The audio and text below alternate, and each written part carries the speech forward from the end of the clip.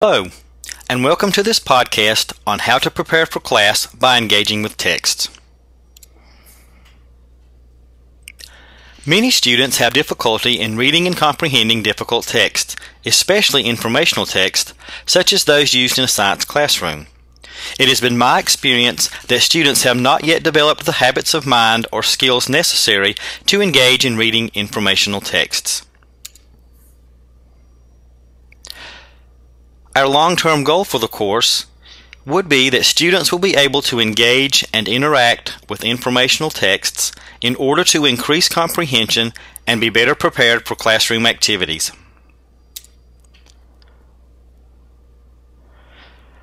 Many students are adept at reading selections of narrative text and can remember a good number of details about characters or events. However, when reading informational text, their minds are often not engaged and may do little more than decode the words on the page. Few students understand how to annotate a selection. They merely skim through a selection, painting the pages with brightly colored highlighters.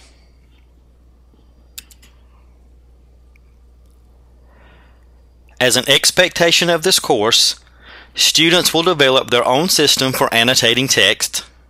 Students will develop habits of mind to help them process and comprehend informational text, such as questioning as you read and making connections with the author.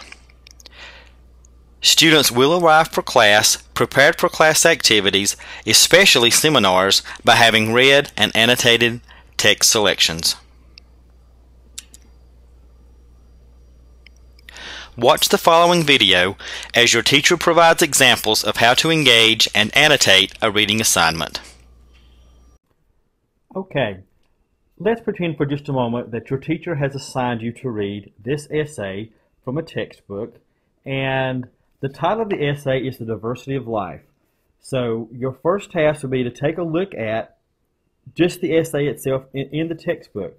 So you can see that you've got plenty of room on both sides of the text of this book. You can also see that this is only a selection, and it tells you here that this selection was taken from chapter 4 of the entire book. And I'm going to turn here for just a moment before I ever read this piece of text and look at the discussion questions and the content questions at the end of the selection. This will give me some idea of the things I need to be looking for as I read through the text. It also tells me at the top of each page the name of the author. The author of this particular text was Edward O. Wilson. And just so I can find out a little bit about Mr. Wilson and why he might be writing about this subject, I flip back and I notice that my textbook has a small couple of paragraphs to kind of introduce the author and tell me a little bit about Mr. Wilson. Actually, it's Dr. Wilson. And maybe this can give me some insight as to his stance or where he's coming from in writing this essay, or why he would write about this topic. So as I go through, I begin to read the essay, and I look at the paragraph structure, and I look at the pages, and I notice that I have lots of room on both sides to be able to make my own notes about what thoughts come to mind as I read this essay. And let's say I'm here on page 259, and I'm reading this paragraph. I come across the term apex. Well, I'm not really sure what the term apex means, so I'm going to draw a circle around that and a little arrow out to the side, and above that I'm just going to write the word define, because this is going to tell me that I need to go grab a dictionary and see if I can figure out what the term apex is and how the author meant to use it in this paragraph. I continue to read through the paragraphs, and as I get to this paragraph here, the paragraph begins, it's talking about biological diversity, and it says, a great deal can be learned quickly about biological diversity by noticing that species in the food web are arranged in two hierarchies. So it's telling me something about a food web, and it's telling me two things about a food web. So as I read this paragraph, which is about two things in a food web, I'm going to make a note on the side to see if I can pull out of that paragraph what those two things are about a food web. And as I read on down the paragraph, it says, the first is an energy pyramid, and later it says that the second pyramid is composed of biomass. So I'm talking about or reading about two pyramids. So to help me in remembering this, I'm going to make a little drawing in the margin here. I'm just going to draw two pyramids, one about energy and one about biomass.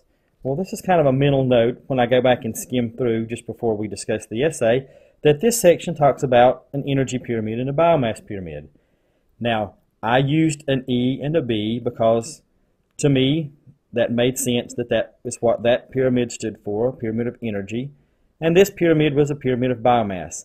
If that doesn't work for you, by all means, whatever does. If you need to write out the word biomass, you have plenty of room in the margins to write out words and sentences.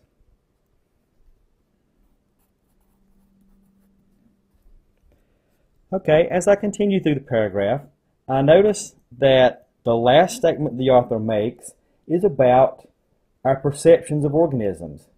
He says, "No one looks twice at a sparrow, a squirrel, or even a dandelion, but a peregrine falcon or a mountain lion is a lifetime experience." Well, I definitely agree with the author here.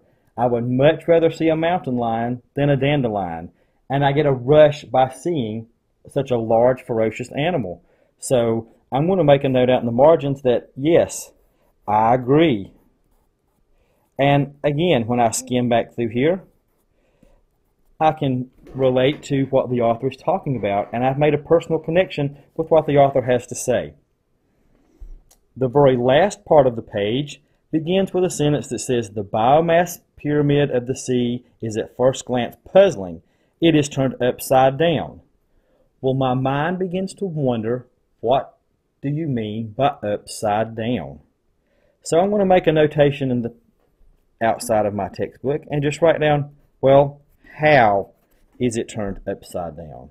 So that gives me something to look for as I move on to the next page. And as I read the next section, maybe I want to come back and write here reasons or ways that it is different. So this is an example of how you can go through and using the margins of your book and a pencil. It's important to use a pencil so that later you can go back and remove your markings so that the next person who uses the book can make their own markings. You can go out and interact with this text and be prepared for a seminar using the text reading.